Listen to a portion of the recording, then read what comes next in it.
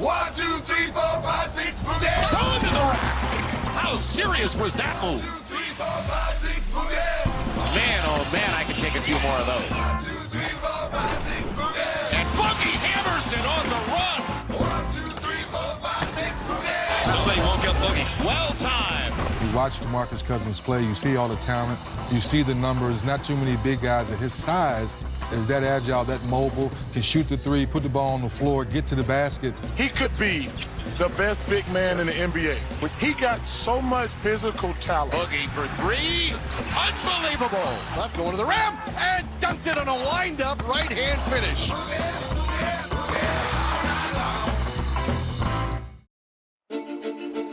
And DeMarcus Cousins can't go. He's holding that left lower leg area in the area of his Achilles. It's one of the most unique free agent situations we've seen in a lot of years. I'm a warrior. In gigantic news, DeMarcus Cousins has agreed to a one-year, $5.3 million deal with the defending champion Golden State Warriors. No dropping me to the ground, 'cause it's going down undefeated. Apparently nobody else wanted DeMarcus Cousins. He didn't get one single offer. Well, my main goal is to win a championship. That's what I'm signing up for. When the injury happened, he's getting ready to sign a max contract. So think about that. Look at the work Boogie has put in just to come back. Think about the work ethic it takes to get all the way back physically from where he was. I'm improving each and every day. I'm getting strong each and every day. It's just a matter of time before I'm back on the floor. We're definitely excited to have him. He's been working hard. It's been a long year for him. I'm looking forward to just seeing him out on the floor, just doing something that he loves again. He can shoot, he can space the floor, he can do it all. He's a monster on the boards. He's going to be great. It'll be a lot of emotions, honestly. I don't think anybody could ever really understand this, and I don't really expect them to unless they've experienced it themselves. This is something that other teams have never had to worry about with Golden State. They can now actually produce offense from the inside out with a true big. Maybe Boogie is the wrinkle in the injection of energy that this Warriors team is really looking for this season. I'm excited to see what we look like once DeMarcus gets his feet underneath him. I think we got a chance to be really good. Undefeated. Well, Boogie certainly gave us a lot to talk about in his first 14 minutes for the Golden State Warriors on Friday. Four-time All-Star, scored the first 2 points of his first game, and then DeMarcus Cousins ended up with 14 points, hitting 3 of his 4 three-pointers. 3D, it looks like that moniker of Splash Cousins, it's going to stick, especially after those open looks he got in his first game. How was he so wide open? Well, he's playing with great players and obviously playing with three flamethrowers. It's just going to create so much space. So I think he may take a few games to get used to that, to have 3 guys on the floor that any given night they can go for 40 or 50. And on the flip side of that, they're willing to share the basketball. He's going to have to get used to so many guys willing to give him the ball. So when you watch some of these plays, first play of the game, you talk about the dunk. Well, it's because Kevin Durant has the basketball. He comes off the screen. You have to. Gortat has to honor Kevin Durant. He gets the easy dunk. You look at the bench, everyone's applauding. Now you throw him in the mid-post. Look at the patience. He's never had a Steph Curry or a Klay Thompson on the floor at the same time. You have to honor them. Easy layup. So now you're saying flow of the game, great spacing, play good defense, contested shot. Now, wait a minute. Big Cuz gets out run, bumps into a defender, keeps running, and Kevin Durant, once again, unselfish, the perfect bounce pass, Booze. I think Cuz, once he gets into basketball shape, you know this, he's going to have so much fun, less pressure, because you heard Iguodala at the end of the game, man, keep shooting. He's like, I don't want to shoot too much. I've never been in a situation like this. I think he's going to have a lot of fun this year. Yeah, absolutely. He's playing with great players around him, all Hall of Famers, great coaching staff. They want you to have success. They feed you into that environment. Like you said, Iguodala after the game was saying, we want you to shoot more. You're going to be open a lot because you're playing with 3 guys that are averaging over 20 points a game, playing very well. I think, as you said, as he gets in better basketball shape, he could have some big numbers with that team. Yeah, it's going to be fun. Well, we're out here. The guy with the ball leads. He leads the way. It's your turn. Hold on now. Who I get to be? You get to be Steph Curry. Get the shot. Huh? Here we go. Now, if you shoot, you got to make it. I'm going to be KD, DMV. You're going to be Boogie. All right, let's talk about the first play. 3D. So the first play, Kevin Durant has the basketball, and he's pointing at Cuz. Now look at the spacing. You got Steph Curry over there, you got Klay Thompson over there, so the whole middle of the floor is wide open. So now he's telling him to come, he sets the screen right here, he turns. Now, because it's Kevin Durant, you saw they have to honor this simple bounce pass. Now he gets all the way to the rim, and he stretches out for the dunk. Now we're going to go to that second play we saw. I'm going to be Klay Thompson now, and you're going to be Steph Curry at the top of the key area. So once again, we talk about player movement, ball movement. That's normally Draymond Green. So now if Klay comes down, hits the ball, we call this a hold. Why we hold? Because all that area is down there. Now I'm going to run over here and be Draymond Green. Now I'm going to set this screen. Now this Steph Curry coming off for an easy layup. You have to honor that, all right? Now the last play, we're going to shoot. I'm going to be Klay Thompson again. You're going to pop out. Now I'm hitting. We're cutting. I'm coming over here. I'm Klay. Now you're cutting to the basket. Now you pop back. Now you're wide open for the shot. And I think that's the part last night Cousins was talking about. I'm going to have so much ISOs or one-on-ones on the weak side of the floor because of all the cutting and all the team being so unselfish. Yep, and for Boogie, when he was in Sacramento, he was the guy. And in New Orleans, it was Boogie AD. Maybe you consider Drew Holiday as that similar threat. Yeah.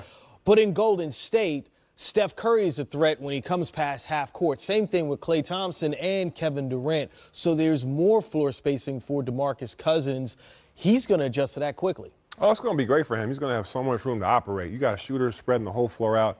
Everybody's at the three-point line. So when he gets the ball on the box right here, he can go one-on-one. Then who's going to double off of? Right. Maybe Draymond. So, no, hold on. Stay there. So you be Steph at the top. I'm going to be Klay. You go a little deeper in the post. Yeah.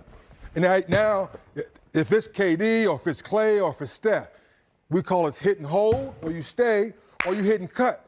Where are you doubling from? You're going to double off Klay, 14 threes. You're going to double off of Steph, 13 threes. You're going to double off KD. I think he's made 9 or 10 threes in the game. Yeah. So this is what, think about this for a second. The Golden State Warriors have never had this. Whew. Think about this for a second. They've already won 3 championships, but they never had a guy that they could throw the ball into the post and guys just space out and wait and you pick your poison where you want to double team from. And they've also never had a stretch 5. What we mean by that is he had 3 3-pointers in the game. Yep. The Golden State Warriors, in this run that they've had, they've never had a center hit 3 3-pointers in the entire time that they've played with a team. It's never happened. Never happened. From that point of view, that they're a threat offensively, defensively. Boogie fouled out, but you like that effort from him. Yeah, that's part of that's just getting back in basketball shape. You know, he hasn't been playing against live bodies in over a year. So he's going to be a little bit behind, a little step slow. His legs going to feel a little bit more today than they did yesterday. But once he gets back in basketball shape, like 3D keeps talking about, those fouls will go down and down and down. And he's going to have a lot of success. It's just fun, man. It's when you have 5 guys on the floor thinking the same way, share. He has a better shot. I have a good shot. My teammate hits a better shot. Move without the basketball. Help the helper. All those phrases we use every night. He's finally on the franchise and the team that everyone's on the same page, and they're trying to win another championship. 2 in a row. Golden State Warriors looking for that third. Boogie looks like he's going to be a big piece of that. Victor Oladipo had his All-NBA breakout season last year. This year, the Pacers remain near the top of the Eastern Conference standings. We'll hear from Indiana's best player next. Pacers were blown out by Philly last night. You saw that on TNT, but still sitting third in the Eastern Conference, 44 games into the season, thanks in large part to a healthy Victor Oladipo, who recently sat down with Roz Gold on Wood A. Victor Oladipo is just a fantastic basketball player. He had a breakout year last year for the Pacers, and he looks great here in the season already. Oladipo to the rim. Shake him up, Vic. Here's Oladipo, 3 seconds. Race up. Oladipo to win. Another one! Victor Oladipo, this is your city. What have you found it takes to bear the responsibility of being the leader and the face of this franchise? A lot goes into it, you know what I mean? And too much is given, much is required. And I've been hearing that for like every day for the past year. It's been tough, man. You gotta know what to say and when to say it, but at the same time, you gotta listen. I think being a leader is something that you have to learn how to do. There are natural born leaders, but there's some aspects of leadership that are things that you have to continuously learn from the people you surround yourself with, from your teammates. For me, I'm learning that every day. I'm learning my teammates. I'm learning what they like, what they dislike, and just about their everyday life. And also with leadership comes sacrifice for yourself. sacrificing your time, and doing whatever it takes to help your team win. And that's what I'm locked in and focused on. You have a pretty balanced roster, a number of guys scoring in double digits. Does that balance kind of take the pressure off a little? In general, yeah. I mean, it's hard to guard us. You can double me, but I'm throwing it to Domas, and Domas is throwing it to whoever else is open. Or I'm throwing it to Miles, and Miles is throwing it to whoever else is open, or they're shooting their shot. So we got a lot of depth, and we got a lot of good players who can make things happen. But I never had a lot of pressure on me to begin with. So whether they double me or not, I don't feel any pressure. I just got to go out there and play. Has your team earned respect yet? What is the respect you feel your team deserves right now? I mean, being with them every day, I believe we earn a lot of respect. And we deserve a lot of respect, but I don't think guys give it to us, which is fine, you know. At the end of the day, everybody isn't going to respect you, no matter who you are, no matter what you do. Just focus on each other and continuing to get better. We know that we can play at a high level in this league. We know we can win at a high level in this league, and we just got to continue to keep proving it every day. Mentioned the Pacers are third in the East right now, and as was discussed there, this is a deep basketball team. Victor Oladipo is obviously their best player. My question for you guys is this a better regular season team or playoff team? Because they don't necessarily have that superstar guy who scares you in a postseason scenario as good as Oladipo is. I don't know if I agree with you about Oladipo. I think Oladipo is a guy that... You think he's there? I think he is a guy that in today's NBA, he's a problem in a playoff setting. And look, this is a league right now where you're either a super team or you're a team with quality depth and emerging stars that you're going to hope can carry you deeper into the postseason than they normally would. I think about Boston last year without Kyrie and Gordon Hayward. They relied on a similar formula, quality depth as opposed to one or two superstars carrying you. Denver has a team to me right now that's built exactly like that. So I'm not as concerned about the top end of the Pacers roster. I'm more concerned about is their quality depth what it needs to be for them to have a sustained playoff run. So it's interesting. I think people lose sight of how good they were in the playoffs last year. They were good, They lost to Cleveland in 7 games. But I thought it was the toughest series Cleveland had until they made it to the finals, quite frankly. Agreed. The Pacers are a team, because they have to be better than the sum of their parts and they have to be on the same page, to some degree, they have to outwork you all the time. And over the course of an 82-game year, that's really difficult. I don't think they have the kind of margin for error to be a high 50s win team. I don't think they can be a 60-win team in terms of their margin for error and their star power. But in terms of their ability to lock in and prepare for a playoff opponent, the number of guys they have on their team, to your point about quality depth, who have basketball IQ, grit and toughness, and are willing to sacrifice for the greater good is incredible. And their best player, Victor Oladipo, doesn't care anything at all about anything other than winning basketball games. And that puts you in really good stead come playoff time. I think Nate McMillan and his staff will do a great job preparing for series. I think they're a more dangerous postseason team than they are regular season. Interesting. Yeah, they do have really good depth. I don't disagree with that at all. Trade deadline's coming up next month. Where should they be looking, if at all? You know, it's interesting. I think the one thing for them, it's complicated with what they have. You don't have a lot of pieces there you can aggregate to go get another star-type player without sort of taking a step back in terms of how you really operate. Yeah. But they're a team that by design is going to overachieve. And that means all the pieces they have sort of have to fit together in lockstep. If I was going to bring in anything, and you could say this about any contender, I would want more veteran three-point shooting. Yep. Somebody who can actually make shots versus a good contest. But who doesn't want a 6'8" guy that can make threes? Right. Yeah, I think the same dilemma that the Pacers are going to have come trade deadline is one that's going to plague every other team around the league that's not the Warriors. And that is there one player out there that pushes us up to that very next level, whatever it is. If it's and do they think they're good enough to get to that next level? Exactly. And with a free agent summer coming up, Matt, where there's so many different scenarios they could play out, I would imagine we're going to see a lot of teams very apprehensive about doing anything crazy.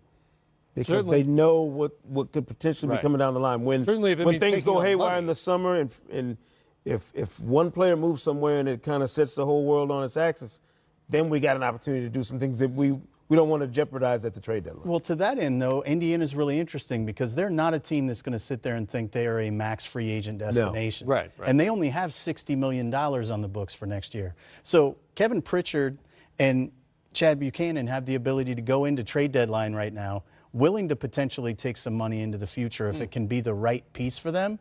And I'm going to throw out a name for you with no understanding of how they make the math work whatsoever. Sure. Marc Gasol, if he gets moved from Memphis, playing with that group of guys, playing with a big like Sabonis who knows how to play and can dribble, pass, and shoot, that would be a fascinating piece to put in there and to give Nate McMillan and see what he could do. You talked about the Denver Nuggets zagging when everyone else is trying to zig. Indiana could definitely do that if Gasol's there with Turner or Sabonis on the floor with him. That would be and Turner can space off of Gasol and vice versa. Absolutely. They'd be able to be really elite defensively in the paint. Let's make it happen. I like it. Sabonis is great off the ball. Gasol could. And Indiana has already crashed the party in the Eastern Conference when we weren't expecting it. Nobody looked up and said, hey, there's going to be 5 teams in the East that you have to worry about in that top group. And Indiana's not the 5th team. Right now it's Boston. Right. So they gotta be very mindful of the fact that we talked about Golden State. And do you get worse before you get better with Boogie coming in? Well, if you make a move and you're one of these teams, does it set you back before it propels you forward? Right. And do you want to take that risk now when you're already in a really good position if you're Indiana? If it propels you forward, because you never know when you don't know. Roll the dice on these deals. Well, hopefully you have the day off Monday for the Martin Luther King Jr. holiday, which we have helpfully already planned for you. Wasn't that nice of us? The pair of NBA TV games, did it. Thunder and Knicks, Magic and Hawks, and then it's a TNT triple header. Pels, Grizz, Rockets, Sixers, and the Warriors in LA to take on the Lakers. Game time throughout the day, really, here on NBA TV, and then TNT takes over inside the NBA when the night ends.